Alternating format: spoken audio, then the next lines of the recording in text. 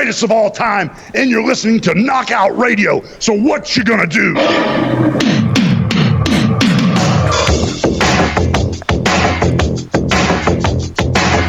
All right, we are back coming to you live from the Cool Breeze AC broadcast facility, and I do not mean this statement in a negative way, even though you're going to take it as a negative statement. All right. Okay? And I say... Why do you have to be so negative? Be positive. No, you're going to take it as negative. I will. This is a positive statement. I'm going to actually say you've done something for this show. Oh, okay. You know, I want to thank you. I know, shocking. I know, shocking. Are the cameras running? Yes, they are running. Okay. Well, hold on. I got to get ready for my compliment. This is your compliment. Holy snipe. How long have you been involved in the show?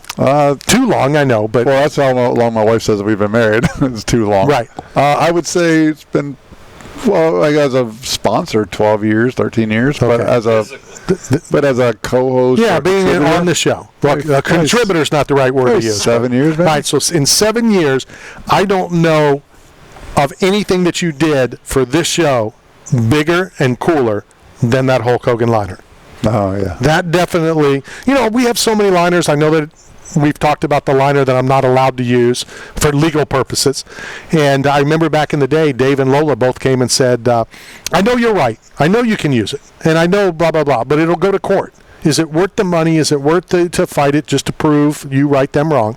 How many liners do you have? And I have quite a few. You know, I don't know, 100 maybe, 150. That Hulk Hogan one, even though I don't think he's the greatest of all time, is definitely pretty cool, pretty special. He's, in my opinion, he's the biggest influence of all time in the scripted wrestling industry. You know, and again, we could discuss this on a time when we're not scale. Action, you know, full of interviews. We have an interview coming up in about 17 minutes. I think the switch to heel was the biggest thing that ever happened to professional wrestling. For sure. But also, that was so long ago. It's kind of like your thought about Mark Spitz. Right. Mark Spitz was the dude. He was the poo-poo. Okay? Well, I can't say the word. The ship. Okay? You know, I remember vividly the poster, and he's wearing all the gold medals and stuff. He was Phelps before Phelps. But see, that's where Hogan gave me that advice. And he said every time he leaves his house, he's Hulk Hogan. He's in character because he's either reinforcing his brand or he's establishing it for the people that don't know it. And so that's what has transcended this duration of time for his success, is because he's always stayed in character to where he's always stayed relevant. Where guys who are highly decorated, once they go off into obscurity, they're forgotten about. And the world's moving too fast now. It's for many reasons. I'm sure, well, Spitz, I believe, was or became a dentist. So it's not like he went away, but, you know, that portion of his life moved on. I bet he's backed by Aquapic. And Aquaman. I guess. That's a pretty cool character. Aquaman? Yeah. Mulo or something like that. Momolo or... that's his name with the big, you know. Anthony Munoz? You found his card. That's a gem right there. What's that worth? Maybe 30 pesos. Why? Because he's Spanish? You're going to use a... No. You said don't be that guy. All right, so I should have said Rios. 12 Rios. Not involved in this conversation. So how much is 12 Rios? So pool exercises are great. No, swimming's great. It's a great way to burn calories. It's great for cardiovascular endurance. And to use the pool for MMA cardiovascular training and mental fortitude is so next level. I mean, we have to do this. I mean, the network should fly us all out. Yeah, okay. Put us up 5 stars. Okay. Yeah. Steve and I are being flown out. Hendrick Estate. You know. The Romans. We're going to be nomads when we're there in 3 weeks. You guys are running around. Well, what we did is, you know, there's these apps where you play free apps, okay, and then you get coins. So we're at one casino hotel one night, and then we move to the next one the next night, and we're just going to, you know, the backpack, the sack, and all the radio equipment. Did you get Tuesday? And you know, it all works out well. All right. So, third hour. Montana De La Rosa coming up, Cody Stammen coming up, Ryan Westner from Rhino Cards, who literally, as we speak, is meeting with Tops. Well, I want to get some evaluation on my cards. Like, I wonder what my trading card would be worth. I think Ryan would make you pay him $20 to take it. There's not a market these days. There's not a market. Man, Yeah. that sucks. I don't know if there ever was a market. Really? Not to be blatantly upsetting to you, but any other fights that stuck out? Mine would be a scratch and sniff last card. Saturday. I mean, obviously, the Strickland cost a fight. Paulo looked frozen. He didn't really know how to attack. He didn't really know how to. Yet he won the distance, fight on one of the judges' cards, which is absolutely insane.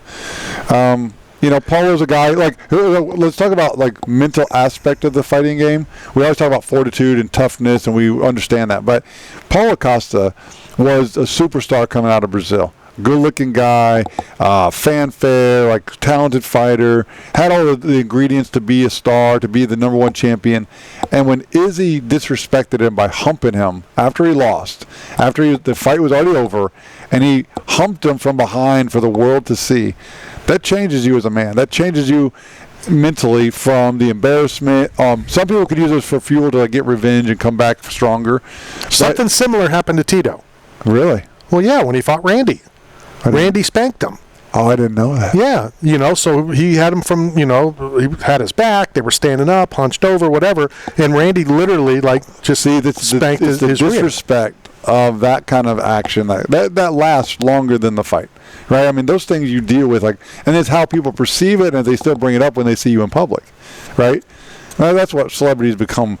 They become one-trick ponies, and when they go out and eat dinner with their families, the people yell out from the crowd, what they're known for. Like Hogan, for example. How many brothers... Flair with Wu. How many... in the airport, you know where Flair is by walking down the airport? That's how Brandon, my partner, knew he was at Tampa International, because he was walking down the corridor, and all he heard was, woo, woo, woo. And so he's like, oh, Rick's over here. So, but if that's what you become known for... I mean, how embarrassing is that? You become that level of a star, and then you get embarrassed on TV. Izzy was wrong. I mean, that was disrespectful on so many levels. For sure. But again, not against the rules. He didn't get penalized for it, which he should. And it was Paul's responsibility to make sure he doesn't get compromised in a situation where anybody could do that. Because in the street, people have leverage and can do that to you at any time if you don't defend it. And that's what NFL players have told me as we've talked about the excessive celebrations after, touchdowns. And, it's ridiculous you do it after a first down or after a great catch. I've always hated that. But they all say, it's our job to stop you. You should celebrate. We didn't stop you. For running up the score. It'd be and not even running up the score, just the the canoe riding and all the stuff. They've taken celebrations to a whole new level. And they're like, we didn't stop them. They got into the end zone. Good for them. How are we to be mad when we couldn't stop them? So speaking of celebrations, I was watching the Swamp documentary about the Florida Gators and their championship runs with Tim Tebow. You remember that? You ever watch that documentary? No. But when they throw the Gatorade bath, right, on Spurrier or on Urban Legend or not Urban Legend, Urban Meyer. But when you actually celebrate, a lot of coaches see it as a sign of disrespect. Like you can see in their face, they're like, how can you take abuse of this, power of throwing cold Gatorade on me when I don't want it? You see their reaction when they see it. It's like, okay, I'm pissed. But the other ones are approving because it celebrates. I disagree with you. The championship. I disagree with you. You don't think you don't think some of the coaches who are you to throw Gatorade on them? It's disrespectful. No. I think. And I'll tell you why. Why? Because if I was a head coach and I felt that way, I would make sure my team understands that. Okay? Okay, no circumstances. You never pour water or Gatorade on me. You will do up and downs for 20 hours a day for 16 years. So, no, I don't believe that. Because, they do all that stuff. You talk back, they make you run the stadiums or whatever. So, because a lot of them, they want the recognition. I mean, it's the honor to get Gatorade bath when you win a bowl game or a championship. Right. But, a lot of coaches, I think the gatekeepers. Well, I think the reason you're thinking the older is because that cold bath could stop their heart. It could kill them, right? Yeah, it really could. Well, and that's why, and I've told you this, when you were trying to push me to do it, my wife didn't want me to do it for that reason. Sure. So, no, I don't think there's a single coach, a single manager, a single any of that, because that would be day one. let's get ground rules done. You'll show up on time. You'll be here 10 minutes early, blah, blah, blah. You will not under any circumstance, or you'll be off the team. I think if you go back and watch, like, if you had a montage of all the Gatorade baths, I think you'll see some coach reactions of, like, the look back. They're like, startled. Who are you? Yeah, how dare you? Why would you do that? Well, couldn't it the same look be, who are you? I can't believe you pulled it off. Like, what number are you? Like, I don't even know you lower class people that threw the Gatorade on me. Typically, it's not the quarterback. Typically, I don't think they're the ones that do it. It's the guys that have been involved with, the head coach. You think the two guys that grabbed the Gatorade bucket are the guys that got them the championship? Defensive linemen. Because they're the ones that can pick it up on the field. Well, no. you can't, a punter, a kicker, they're not picking it up. But, like, it would be if the quarterback did it, it's one thing, because, like, it's a bonding thing. I mean, because we all know the quarterback is the field general and the head coach, so that's one thing. If, like, Brady does it to Belichick, but, like, a guy on, like, third string who's been there on practice squad for a couple months, and he grabs the bucket and throws it on coach. Then he's no longer on practice squad. And the only time that I think a coach, a manager, whatever, would get upset, and thank you, Ed, is, it's the freeze bowl or whatever the ice bowl. Oh, it's too cold. And it's like minus 12, and now you're throwing Gatorade or what? I would be more pissed that you just wasted all the Gatorade. Or maybe the headset shorts out and you electrocute them. There's a lot of things going on there. Grab my hand when you pour it on me, because if I'm getting electrocuted, you're going with me. Type of thing. So, interesting. I mean, it's an interesting take. So why don't you do a piece of homework and start asking head coaches in the North. Ask them in the North. Yeah. Well, I'm just saying. I'm sure that there's some, like on a hot summer night, if you were meatloaf.